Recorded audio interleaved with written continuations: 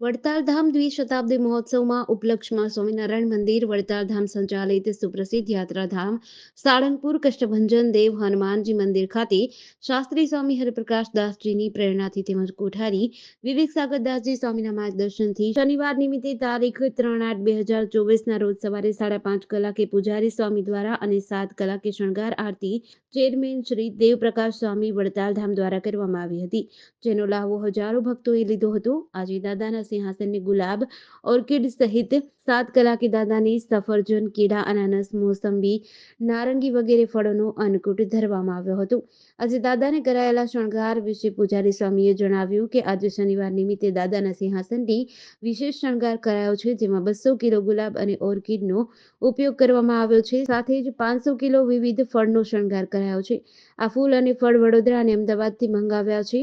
આ શણગાર કરતા 6 સંત, પાર્ષદ અને ભક્તોની 4 કલાકનો સમય લાગ્યો હતો. આ ઉપરાંત આજે દાદાને 1008 કેળાનો અન્નકૂટ ધરાયો છે.